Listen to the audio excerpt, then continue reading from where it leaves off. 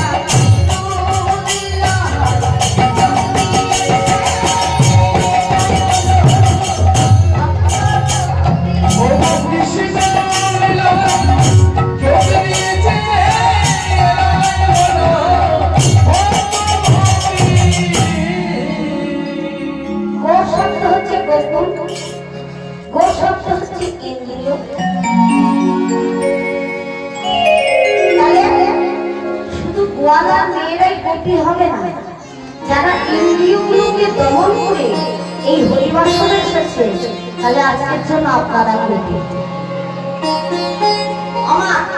তাহলে গোপী হলে কেমন গোবিন্দ সেবা দিতে হয় একটা ছোট্ট প্রমাণ দিই, তাই না? গোবিন্দ সেবা আজকে সবাই লাগতে এসেছে, মাঝে মাঝে হরি ধ্বনি দিচ্ছেন, এটা কিন্তু গোবিন্দ সেবা লাগানো। একটু মাঝে মাঝে ধ্বনি দেবেন, এটা সুন্দর হবে। কেন?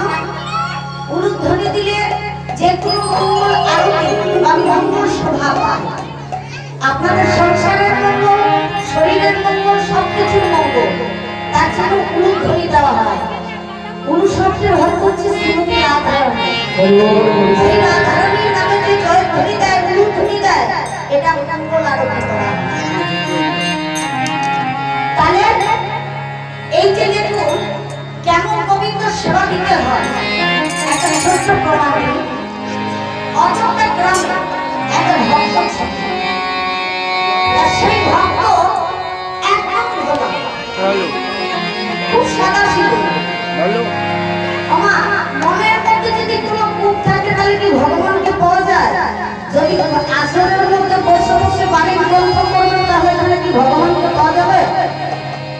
হ্যাঁ, না অন্য মানুষ করলে ভগবানকে পাওয়া যাবে?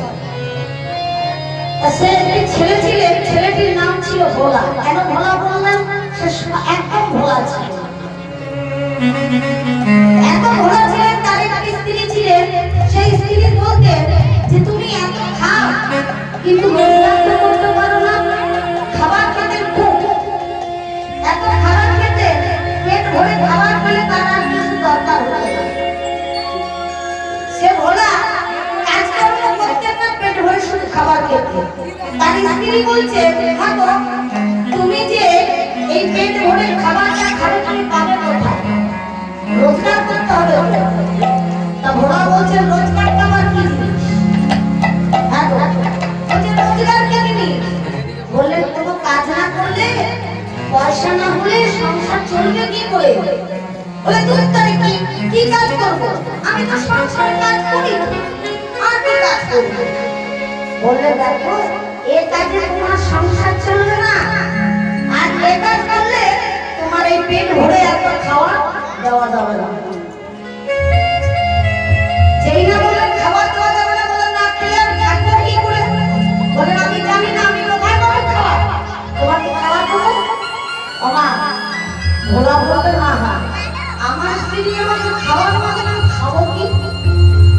ভোলা তো সে এবার মনে করে চিন্তা করছে খাবো কি? ওমা পরের দিন স্ত্রী খাবার কমিয়ে দিলে, বলে সংসার থাকবে। কারণ খেতে না পেলে আমি কি করে কাজ করবো? আমি সংসারেই থাকবো না, সংসার ছেড়েই চলে যাবো। সংসার ছেড়ে চলে যাচ্ছে। একটি বিয়ে বাড়িতে খুব ভোজনের আয়োজন হয়েছে। সেখানে যখন গেছেন তারাও বলছেন এই যে ভোলা এসেছে, পেট ভরে খাবে বলে চলে এসেছে। আমাদের এখানে খাবার নেই, যা। ভোলা কাঁদতে কাঁদতে চলে যাচ্ছে, সবাই আমার দাঁড়িয়ে দিচ্ছে। আমাকে আমি শুধু খাই তো, এই খাওয়াটা আমার কেউ দিতে চাইছে না। আমি কোথায় যাব?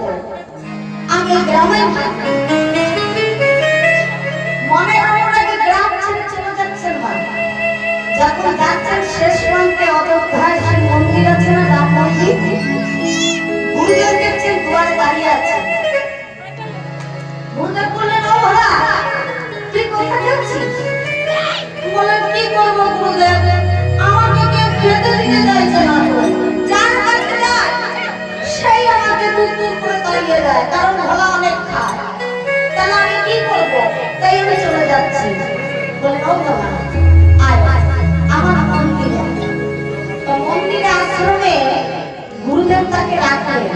ওমা, গুরুদেব যখন রাখলেন, গুরুদেবকে বলে, গুরুদেব আমি তো খুব খাই, আমাকে খাবার দেবেন তো? গুরুদেবের কোনো চিন্তা নেই, আমি তোকে পেট ভরে দেবো। ওমা, প্রত্যেকদিন গুরুদেব তো পেট ভরে খেতেন। এবার সব কর্ম করেন, ঝাড়ু পোছা যা আছে করতে থাকেন, ভোলা খেতে থাকেন। এবার যেদিন একাদশী, একাদশী যেদিন হয়, ডাক্তার মহাবীর জয়ন্তী ছিলেন না? এবার একাদশী যেদিন হয় সেদিন তো রান্না করা বন্ধ হয়ে যায়। রান্না করা যখন বন্ধ হয়ে যায়, ভোলা চিন্তা করছিল, আজকে কেন চুলো জ্বলেনি? আজকে কিছু রসুনের রান্না হবে না? আজকে খাবার কিছু পাবো না? আমি না তুলে ভাবতে পারি না। ভোলা, আজকে একাদশী, একাদশীর দিন খাবার হয় না। একাদশীর দিন মন্দিরে ছিল জ্বলে না। বললেন, কিন্তু গুরুদেব আমি তো না খেয়ে থাকতে পারবো না। বলে, শোন তাহলে, যা তুই কিছু আটা নিয়ে নে আর কিছু আলু ওই রসই থেকে নিয়ে নে, নিয়ে মন্দিরের বাইরে গিয়ে তুই তৈরি করে খা। আমার নদী গোড়াতে গিয়ে ভোলা কি করলেন, ওই যে 1 কিলো আটা আর কিছু আলু দিয়েছেন, 500 আলু, ঘি, সন্দন সব দিয়েছেন। বলে, শোন এগুলো নিয়ে যাচ্ছিস নিয়ে যা, কিন্তু ভগবানকে না দিয়ে কিন্তু খাবি না। বলে, ও ভগবানকে দিতে হবে? বলে, হ্যাঁ ভগবানকে দিবি, তারপর খাবি। এবার ভোলা কি করেছে, বেশ মোটা মোটা করে 4টে রুটি দিয়েছে। 1 কিলো আটা 4টা রুটি হয়েছে। 4টে রুটি হাতে করে করেছেন। করে এবার ওই যে গুরুদেব বলেছেন ভগবানকে দিবি তারপর খাবি, তো ভগবানকে নিবেদন করছেন। আর কি বলছেন, আমার গুরুদেব বলেছে তোমাকে নিবেদন করে তারপরে খেতে। তাই গুরুদেবের কথা তো রাখতে হবে। তাই গুরুদেব যখন আমায় আলো দিয়েছে, আমার খাবার দিয়েছে, গুরুদেবের কথা রাখতে হবে। তাই নিবেদন করছেন। কি বলছেন গো, প্রভু রামায়ে, প্রভু রামায়ে, ভোজন কি সেवा में लग जाए।